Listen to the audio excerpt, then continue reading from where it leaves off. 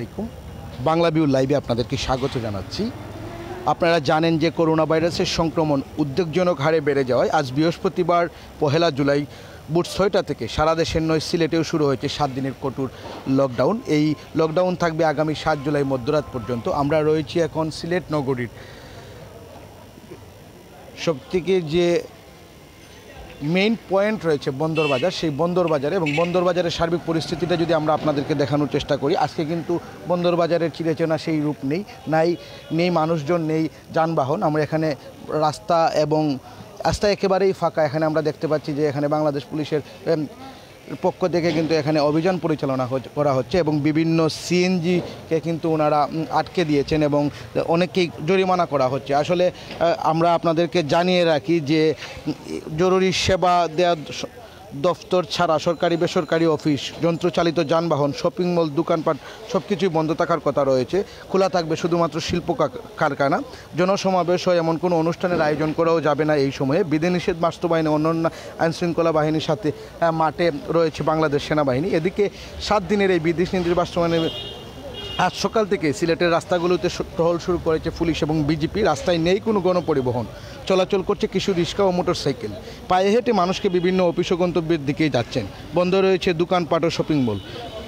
আজ সকাল 8টার দিকে নগরীর জিন্দাবাজার, বন্দরবাজার, চুয়াট্টা, আম্বরখানা, জেতুমিয়ার পয়েন্ট, উপশহর, মদিনা মার্কেট ও টিলাকার এলাকা ঘুরে আমরা এসব দৃশ্য কিন্তু দেখতে পেয়েছি এবং আমরা আপনাদেরকে এখন দেখানোর চেষ্টা করব যে সিলেট বন্দরবাজার এলাকাতে কিন্তু আইনশৃঙ্খলা বাহিনীর নেতৃবৃন্দ তাদের যে কার্যক্রম রয়েছেন সেগুলো অব্যাহত রেখেছেন এবং যদি প্রয়োজন ছাড়া যারাই বের হচ্ছেন তাদেরকেই কিন্তু পুলিশের মুখোমুখি হতে হচ্ছে এবং নির্দিষ্ট প্রয়োজন ছাড়াই বের হচ্ছেন তাদের বিরুদ্ধে কিন্তু তারা আইনানুগ ব্যবস্থা গ্রহণ করছেন। আমি আসলে করোনা ভাইরাস সংক্রমণের বর্তমান পরিস্থিতি বিবেচনায় 21টি শর্তযুক্ত করে এই বিধিনির্দেশ আরোপের হয়েছে বলে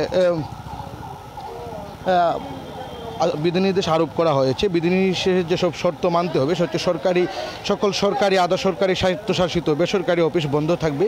সড়ক, রেল ও নৌপথে গণপরিবহন, অভ্যন্তরীণ বিমান সহ সকল প্রকার যন্ত্রচালিত যানবাহন চলাচল বন্ধ থাকবে। শপিং মল, মার্কেট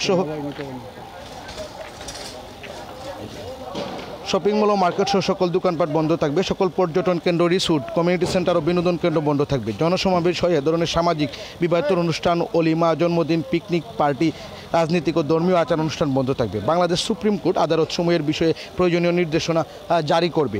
ব্যাংকিং সেবা নিশ্চিত করার লক্ষ্যে বাংলাদেশ ব্যাংক প্রয়োজনীয় নির্দেশনা জারি করবে। আইনশৃঙ্খলা এবং জরুরি পরিষেবা যেমন কৃষিপণ্য, উপকরণ, সার, বীজ, কীটনাশক, কৃষি যন্ত্রপাতি ইত্যাদি, খাদ্যশস্য, খাদ্যদ্রব্য পরিবহন, ত্রাণ বিতরণ, স্বাস্থ্যসেবা, কোভিড-19 টিকাদান, রাজস্ব আদায় সম্পর্কিত কার্যাবলী, বিদ্যুৎ, পানি, গ্যাস, জ্বালানি, ফায়ার সার্ভিস, টেলিফোন ও ইন্টারনেট, গণমাধ্যম, বেসরকারি নিরাপত্তা ব্যবস্থা, ডাক সেবা, ব্যাংক, ফার্মেসি ও ফার্মাসিউটিক্যাল সহ অন্যান্য জরুরি অত্যাবশ্যকীয় পণ্য ও সেবার সঙ্গে সংশ্লিষ্ট অফিসসমূহের কর্মচারী ও যানবাহন প্রাতিষ্ঠানিক পরিচয়পত্র প্রদর্শন সাপেক্ষে যাতায়াত করতে পারবেন। পণ্য পরিবহনে নিয়োজিত truck, lorry, covered van, cargo ভেসেলে নিষেধাজ্ঞার আওতা বহির্ভূত থাকবে। বন্দরসমূহ এবং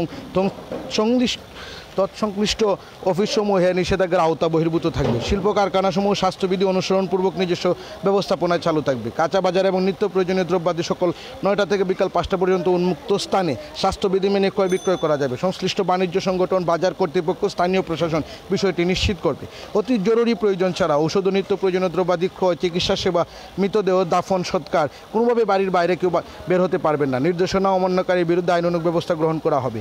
টিকা কার্ড প্রদর্শন সাপেক্ষে কিন্তু যারা টিকা দিতে চান তারা কিন্তু যাতায়াত করতে পারবেন। খাবারের দোকান, হোটেল, রেস্তোরাঁ সকাল 8টা থেকে রাত 8টা পর্যন্ত খাবার বিক্রয় অনলাইনে বা যে আপনার পার্সেলের মাধ্যমে করতে পারবে। আন্তর্জাতিক ফ্লাইট চালু থাকবে এবং বিদেশগামী যাত্রীদের তাদের আন্তর্জাতিক ভ্রমণের টিকিট প্রদর্শন করে গাড়ি ব্যবহারপূর্বক যাতায়াত করতে পারবে। স্বাস্থ্যবিধি অনুসরণ করে মসজিদের নামাজের বিষয়ে ধর্ম বিষয়ক মন্ত্রণালয় নির্দেশনা দেবে।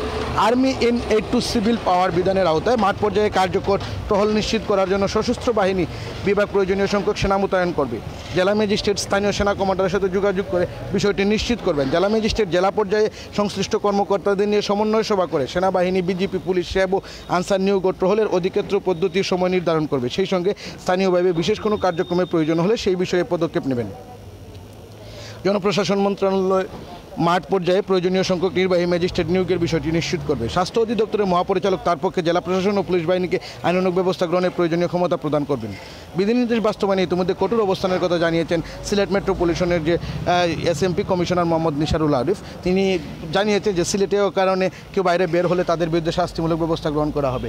প্রিয় দর্শক, আমরা এখন রয়েছি নগরীর প্রাণকেন্দ্র হিসাবে পরিচিত বন্দরবাজারে, এবং আমরা যদি আপনারা দেখতে পাচ্ছেন যে আইনশৃঙ্খলা বাহিনীর নেতৃবৃন্দ তাদের কার্যক্রম পরিচালনা করছেন।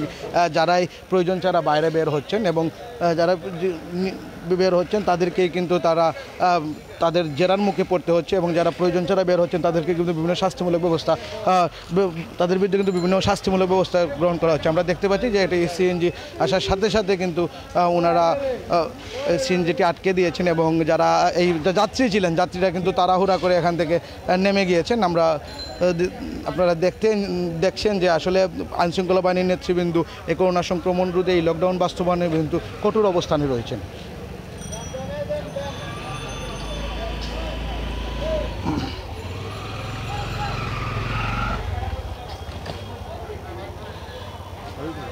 আমি প্রিয় দর্শক আবারও আপনাদেরকে জানিয়ে রাখি যে করোনা সংক্রমণ রোধে আজ থেকে দেশ জুড়ে 7 দিনের কঠোর লকডাউন শুরু হয়েছে।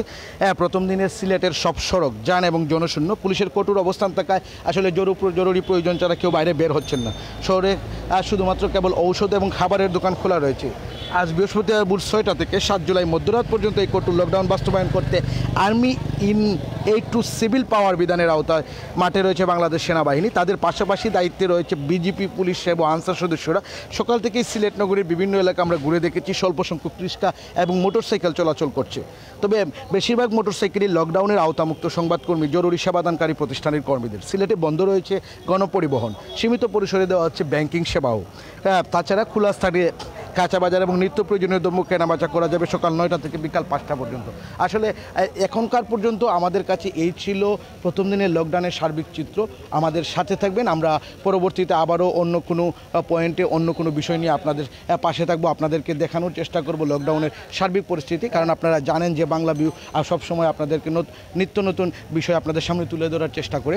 আজকেও আমরা সারাদিন আপনাদের সাথে থাকবো এবং নগরীর বিভিন্ন পয়েন্টের খবর কিন্তু আপনাদেরকে জানানোর চেষ্টা করব। সবাই ভালো থাকবেন, সুস্থ থাকবেন। ধন্যবাদ সবাইকে।